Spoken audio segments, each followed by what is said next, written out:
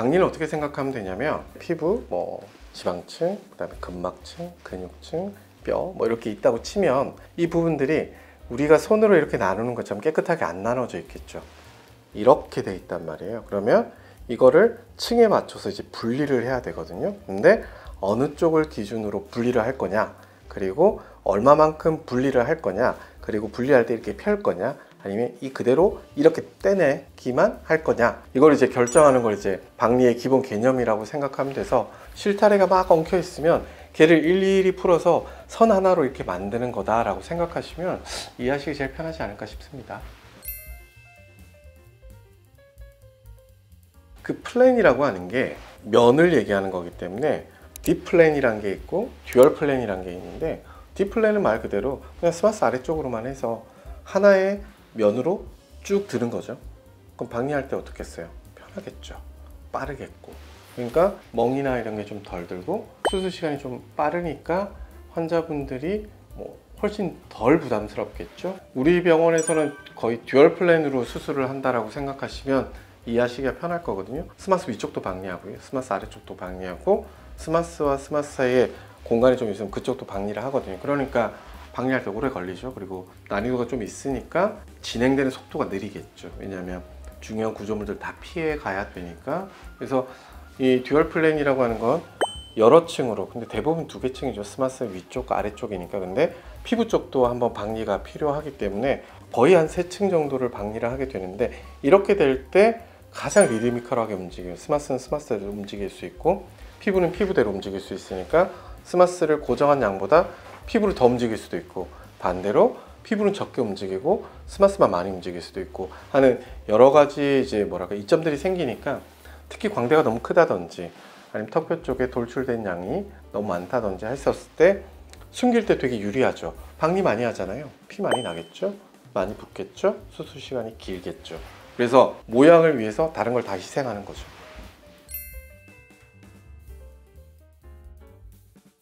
박리랑 흉터는 원칙적으로는 관계가 없죠.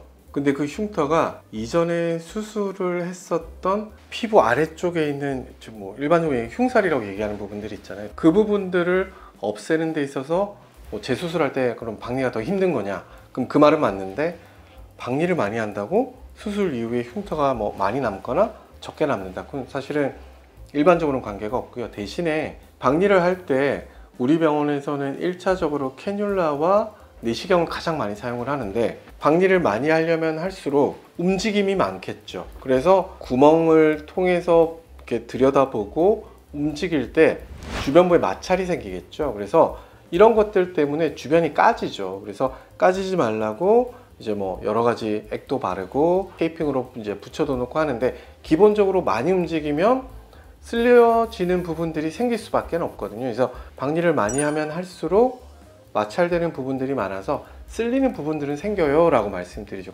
근데 이제 오다 보니까 그 원장님께서 뭐 드레싱도 막 하고 환자분들 하시는 것 같은데 왜 예전에 원장님이 그런 거 다 끝까지 하시는 게 원칙 아니에요? 제가 이제 볼 때는 수술하고 나서 다음날, 일반적으로 이제 그분은 이제 3일째시니까 말 그대로 클렌징만 하면 되거든요.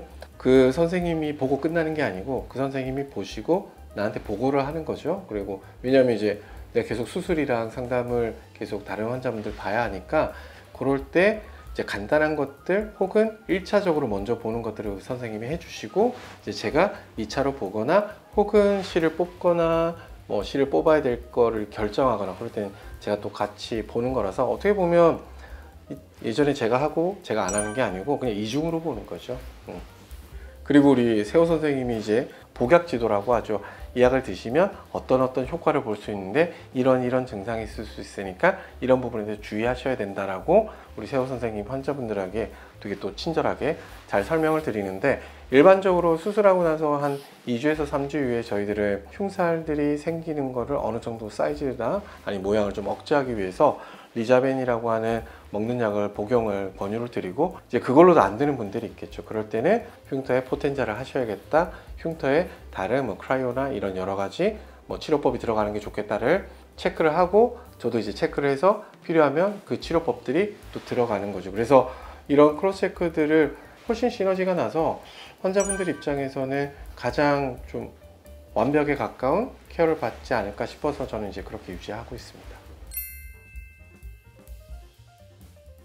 기본적으로 이제 환자분들이 아래쪽으로 내려와 있던 근육과 피부를 위쪽으로 고정을 하게 되니까 이쪽 부분이 이제 아무래도 순환이 좀 떨어지거든요. 왜냐하면 결국은 우리가 모든 림프가 이쪽을 통해서 움직여야 되는데 이쪽을 고정하니까 갈 데가 없겠죠. 그래서 어떻게든 이제 다른 쪽으로 길을 좀 열어줘야 되는데 이 길을 열어줄 때 우리가 일반적으로 얘기하는 그 마이본드라고 부르는 그 콜라겐들이 사이즈가 줄면 훨씬 잘 움직일 수 있기 때문에 활성을 높여줄 수 있는 제가 쓰는 주사가 있기 때문에 그 부분에 좀 맞게 되면 훨씬 대사가 좀 빨라져서 사이즈가 줄어들고 좀 더 경과가 빨라지기 때문에 입안 쪽에 특히나 이제 턱끝 거상하셨던 분들, V리프트 중에서도 엘라스틱 쓰셨던 분들은 제가 가능하면 한 달 반에서 2달 사이에는 꼭 한 번씩은 드리는 편이죠. 흉터 연고나 흉터 제품들은 저는 개인적으로는 쓰셨으면 좋겠는데 비용도 들고 본인의 시간과 노력이 들기 때문에 1번은 선블럭이고요. 무조건 태양만 잘 피해도 흉터가 생기는 거에서 80% 이상 막을 수 있거든요. 그런데 내가 원래 좀 켈로이드성 피부다 혹은 비효성 반응에 뭐 기왕력이 있다 이런 분들은 실리콘 연고나 이제 붙이는 쉬트 제품을 쓰실 수 있게 제가 권유 드리는데 대부분은 실밥을 뽑고 나서 열흘 정도 있다가 사용하실 수 있게 저는 설명드리고는 있습니다.